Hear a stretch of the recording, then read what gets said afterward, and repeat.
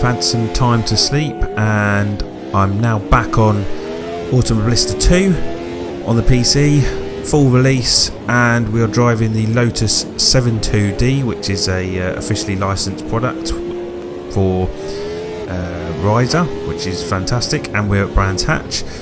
And I thought I'd give this a go. I've had previous experience, I think, with this in Project Cars 2, and I found it to be a right handful, and to be fair, it still is. It's not anything to do with the manufacturer of the game, Riser, the developer. It's more the fact that it's just the car. It's that time where these cars have got a hell of a lot of power and not much traction, and my god, it is so difficult to handle. It's a car that you just can't jump into and drive. You really need lots and lots of time. Massive amount of understeer. You can't power through a corner. You have to sort of just take your foot off the accelerator, let the car go through the corner, and then apply the accelerator, but you can't apply it hard at all. You've got to really feather the throttle.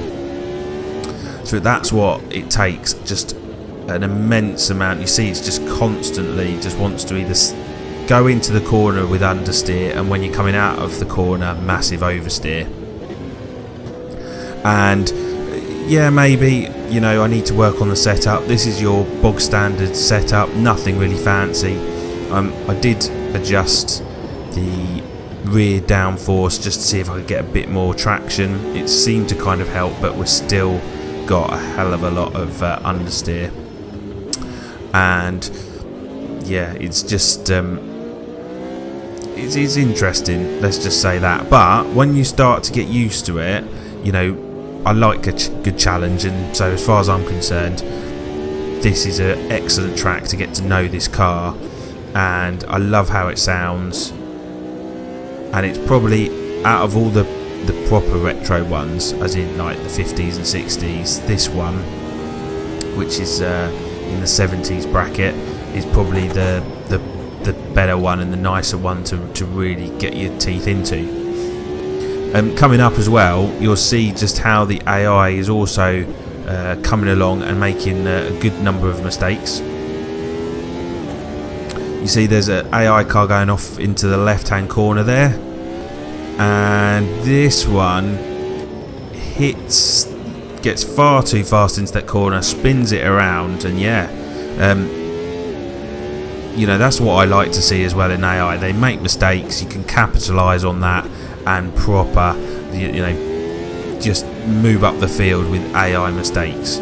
And yeah, excellent.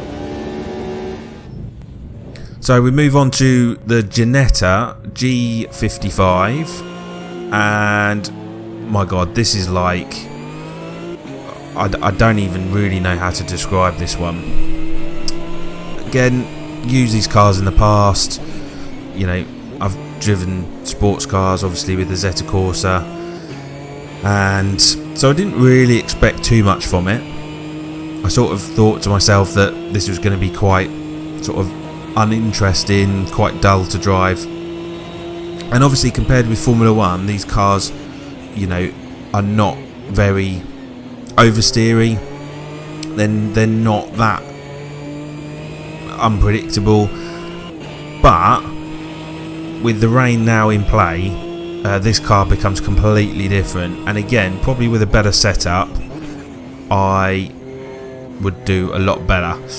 This is the Brasilia circuit, which I've never ever driven on in my life, but it's actually not too, it doesn't take long really at all to master. And I'm not saying I did master it, but there's circuits where you just spend lap after lap after lap after lap just trying to get it right. But this one actually was quite quick, really, in my head to get around. And actually really like it. Nice wide open spaces, some good long corners to braking, short corners like that one. And apart from it not maybe being the most interesting of, undulation, it's quite flat. But overall, I really like this circuit.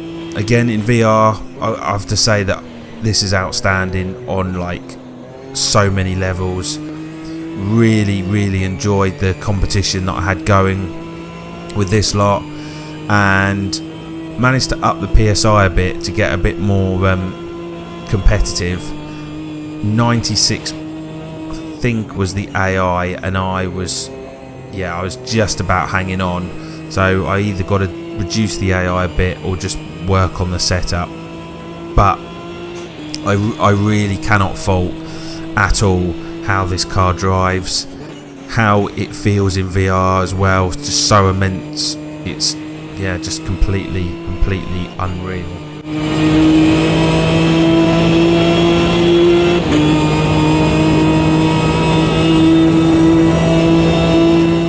You'll notice we're in sort of light rain mode.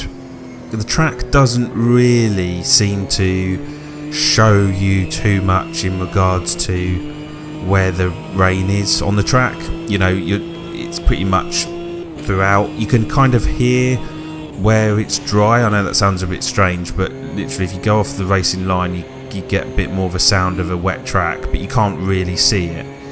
I'm not sure if the video is good at displaying it, but the droplets on the front windscreen, really quite realistic, really quite nice, compared with Assetto Corsa Competizione, which just seems more like, I don't really know how to describe ACC. They haven't really got the wet rain on the windscreen quite right.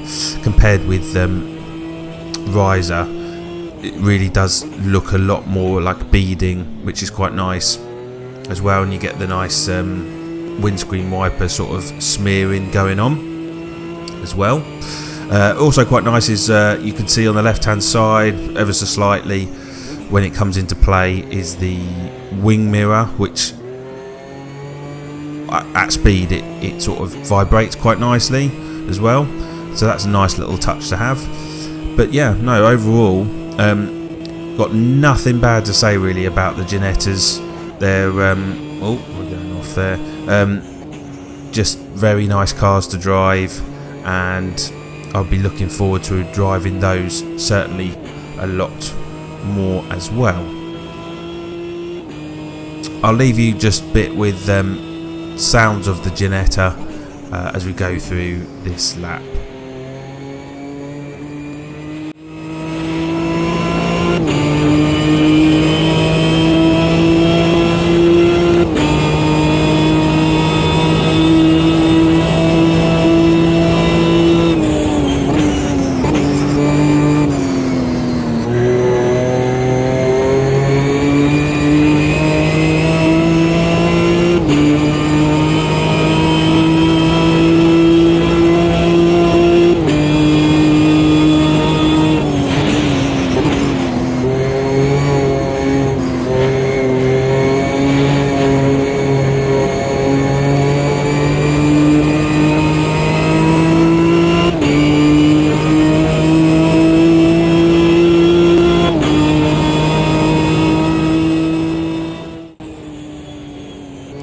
So that's it from me. I'll be back again with some more videos very soon from Automobilista 2.